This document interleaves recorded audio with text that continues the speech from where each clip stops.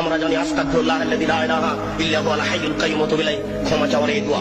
আস্তাগফিরুল্লাহ রাব্বি মিন কুল্লি যামবি ওয়া তুবু ইলাইহি, আস্তাগফিরুল্লাহ রাব্বি মিন কুল্লি যামবি ওয়া তুবু ইলাইহি। এই দোয়া তো খুঁজে পাওয়া যায় না, রাসূলের নামে আসলো কি করে? কে জবাব দিবে? ঢাকা শহরের বংশালী হচ্ছে আহলে হাদিসের মূল ভিত্তি। বংশালীর সুযোগ্য জ্ঞানী মানুষই জবাব দিবে। জবাবের জন্য ঢাকা বংশালী দায়ী মূলত, আমি এটাই মনে করি।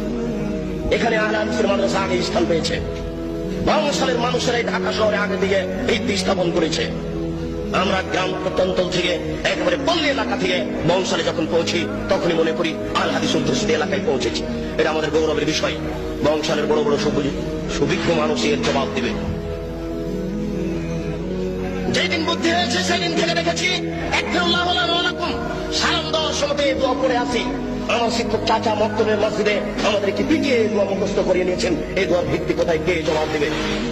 জবাব দিবে কে? জবাব দেওয়ার জন্য কে প্রস্তুত রয়েছে? আমি সংক্ষিপ্ত আকারে বলে যাচ্ছি। এদেশের এক শ্রেণীর আলেম ধর্ম বিকৃত করছে। আপনারা এটা বিশ্বাস রাখেন, তাহলে আপনারা হক পাওয়ার চেষ্টা করবেন। মাছ দিয়ে ভাত খায় মানুষ, কাঁটা ফেলে খায়। বুদ্ধি আছে, কাঁটা সহ খায় না।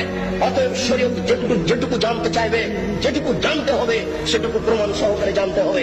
আমরা শুনেছি আমাদের মা চাচারা গ্রামে বলতেন যে, এই শোনো, তোমরা মহিষের কুরবানি দিও না, মহিষের গায়ে লোম কম।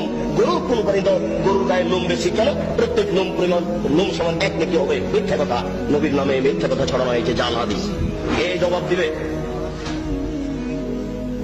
কিয়ামতের মাঠে নেকির পাল্লাই এই কুরবানির গরু, নারী, ঘড়ি সবকিছু ওই নেকির পাল্লাই চাপিয়ে দেওয়া হবে।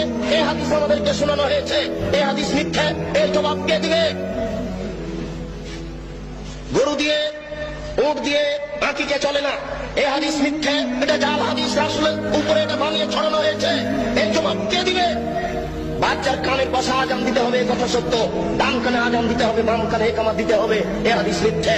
রাসূলের কথা বলেননি, এই হাদিসের জবাব কে দিবে? মায়ের দিকে সোনজরে তাকালে কবুল হজের সমান নেকি হয়, এ হাদিস মিথ্যা। মায়ের পায়ের নিচে জান্নাত, এ হাদিস সত্য।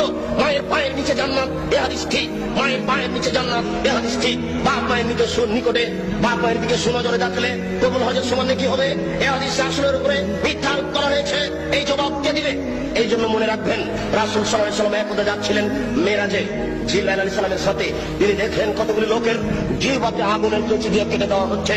কতগুলি লোকের জিহ্বাকে আগুনের কেঁচি দিয়ে কেটে দেওয়া হচ্ছে। আল্লাহর নবী বলেন, মান হাওলায়ে জিবরাইল, এরা কারা? যাদের জিহ্বা কেটে দেওয়া হচ্ছে। জিবরাইল আলাইহিস সালাম বলেন, হাওলায়ে খুতবাইন উম্মতে, এরা হচ্ছে আপনার উম্মতের বক্তা, যারা বক্তৃতা করে বেড়াতো, তাদের জিহ্বা আগুনের কেঁচি দিয়ে কেটে দেওয়া হচ্ছে। কি বুঝলেন? কি বুঝলেন? আর আমি কি বুঝালাম?